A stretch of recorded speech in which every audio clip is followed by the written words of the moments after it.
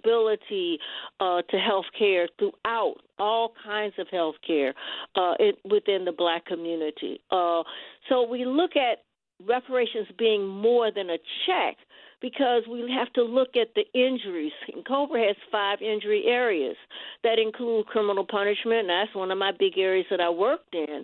And we did a study in Arkansas that showed, I was like, really, when I was teaching there, it showed, because, that the anecdotal information that people would push down, oh, well, blacks are just more criminal. That's why they make up the, a significant percentage of people incarcerated, even though they may not be, even close to that in the community. And we did that study, and I have to be honest, I was holding my breath. I was scared. I said, well, suppose it doesn't show what we think it should show, because in Arkansas, blacks make up 20% of the population, but in prisons we're like 40, 50, and in some places more of the population in prison. We found, had very, very good development of the research. We found that the significant difference, the only area of significance, was race.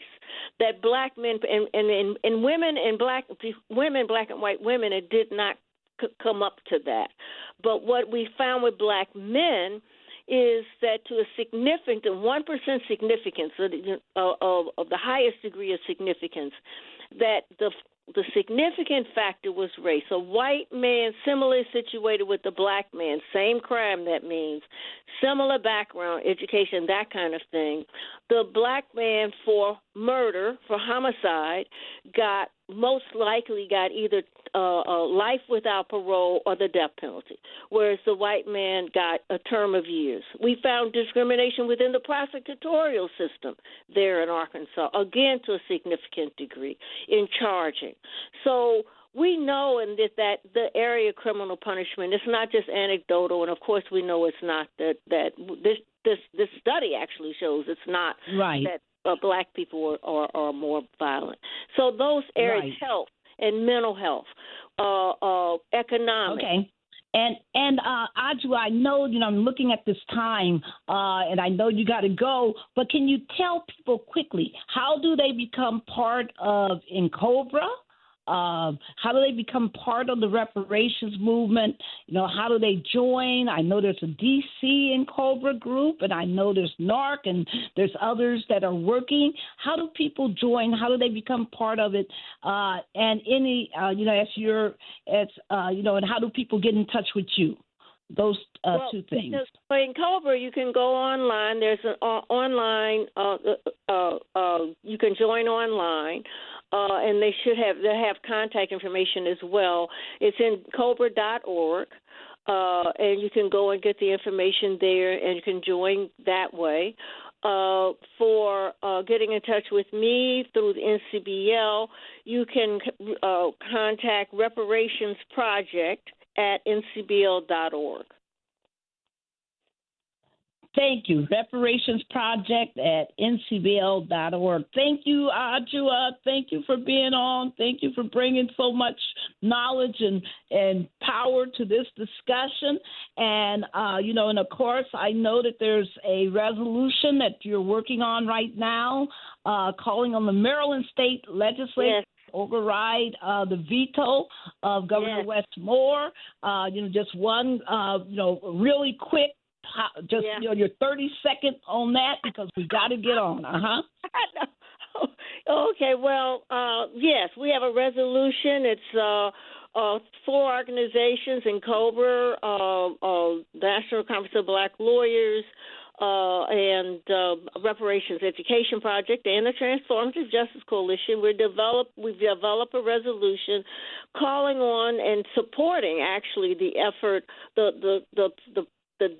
the voiced response from the General Assembly that many of the members are saying they're going to override Governor Wes Moore's veto of Senate Bill 587, which would authorize the Maryland Reparations Commission. If anyone would like a copy of that resolution, we'll be finished with it by tomorrow and start circulating it. They can also send the email to Reparations Project at ncbl.org and be able to get that resolution we're calling on the General Assembly, supporting the General Assembly in doing that because of all the things that we talked about. Thank you, Adjoa. Thank you for being on the show. Thank you for bringing such powerful information. Thank you. I can't wait for us to keep in this work. Thank you. Attorney Wineberry, let's talk about next steps. Because people around the country are listening and they are fascinated. How can they get a copy of your, of the legislation that was signed into law by your governor? What can they do to help you at this moment? How do we keep this national drumbeat going? Well, first, Ken, is it okay if I can chime in to answer Attorney Jones's question? He said, "What would reparations look like?" I would recommend, I would recommend that everyone within the reach of our voices write down the title of this book, From Here to Equality. That is the book by Dr. William Darity, who actually, in my view, is the first one to raise the money he needed to raise at Duke University, where he is head of the economics department, and actually undertake a study in terms of calculating the what I call the invoice that we will be submitting one day soon to the federal government to pay our people. And what that looks like, his formula is closing the generational wealth gap, the racial generational wealth gap. And what he has calculated as of 2025, it would require the federal government to pay out an estimated $400,000, not per household, per person that can prove their lineage. In other words, that they are a descendant of a victim of U.S. chattel slavery. And so I would encourage everyone to Google Dr. Darity to get that book. That was one of our playbooks. I said that the Japanese American Redress Act was one of our playbooks, but in terms of calculating not what the Japanese would receive, they received $1.6 billion. But instead, and that was just for 2 years of incarceration. 3 years of incarceration from 45 to 48. We're talking about over 300 years of enslavement. Right.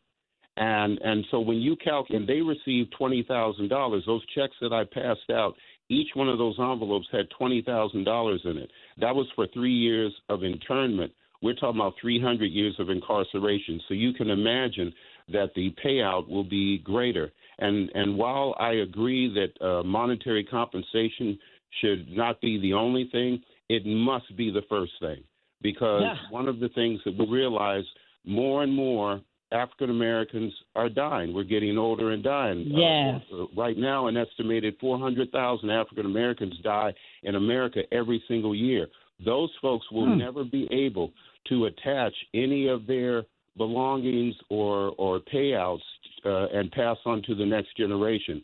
So we need to be in a hurry in getting this done and moving it to the federal level so they can pay out at the minimum at the rate that Dr. Darity's study have concluded. Each one of us who can prove our lineage is owed. Absolutely. From Here to Equality, Dr. William Darity, Darity. He's one of the most amazing, researchers and authors in this field of reparations. Thank you so much. Also, quickly, if people want to get in touch with you, how do they do that? It's real easy. Our website is Washington Equity Now Alliance. You can Google it. You'll be able to reach us there. Our phone number is area code 425-375-0884. I'll repeat that. Our phone number is area code 425-375-0884. But the real way, the fun way you want to get involved, we meet every single Saturday morning Pacific time at 7 a.m. without fail. We learned that the chapters of the KKK that are still around our country meet every week, but most of our organizations only meet once a month. Yes. So we decided if the KKK and neo-Nazis and Proud Boys are meeting every week to destroy us, we need to be matching it by meeting every week to save and uplift us. And so we're there every morning, and you go on our website, you can sign up and be part of those meetings. Right now we have people from as far as Georgia, obviously California, New York, and other states outside of Washington State that join our meetings and get involved. Thank you. Dianne, what can people do right now, next steps to help fight for the Boston Museum that's been around for 60 years? How dare them talk about this museum that no longer serves the interests of the United States? Who does he think is the United States?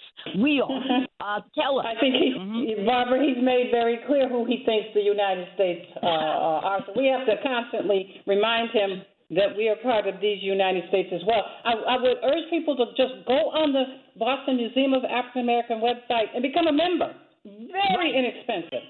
At this point, never been more important. You can get a membership for a very, very small amount. But I also want to, I always have to do this, the plug as the treasurer. This work that the Transformative Justice Coalition is doing is so important. And we need that same kind of financial support from the listeners as well. And so tjccoalition.org, go on, make a donation, and just keep listening in and supporting what TJC does. Amen. Because this work, it does not pay for itself. Daryl, take us home. Well, Barbara, this has just been an incredible show, folks. And remember, you can always go to tjcoalition.org, tjcoalition.org, and you'll be able to get the replay on any of the shows that we have that you hear here, that you hear us doing. Much thanks to Representative out of the state of Washington, Jesse Wineberry, for being with us today. Much great thanks to former Massachusetts State Senator Dianne Wilkerson, as well as our board treasurer at TJC for being with us today. And great thanks to Professor Adjoa Aiyetoro for being with us today. Folks, we tell you, and we'll tell you it again. It's a time for you to get off the sidewalk and get into the street. You got to get involved. If you want to see the change, you need to be the change. Folks, we encourage you to get involved with your local organization as they fight for reparations, as they fight for rights in your community, as they fight for the rights of you and your children. Until next Tuesday, 12 Eastern Time. And Daryl, we want everybody to know that we're in the battle for July 17th. Join us. Go to tjcoalition.org because we're going to be doing John Lewis National Day of Action. We want you to be part of that. Be sure to go to tjcoalition.org because we're having a major meeting on Thursday evening at 7 o'clock. Go ahead, Daryl. Thank you so much, Barbara. Till next Tuesday, noon Eastern Standard Time. Peace, everybody. Peace.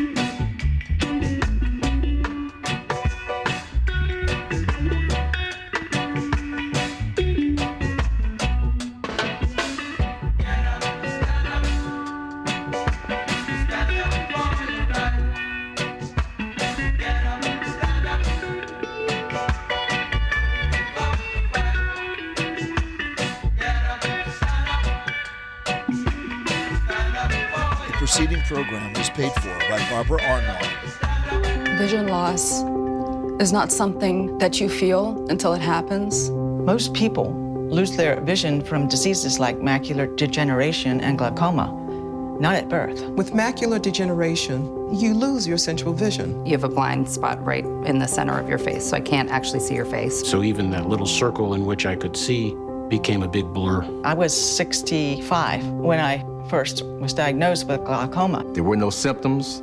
I had no headaches. 3 million Americans have glaucoma, and half don't even know it. 11 million people in the United States have macular degeneration. You lose mobility, independence, changes your entire life. So many eye disorders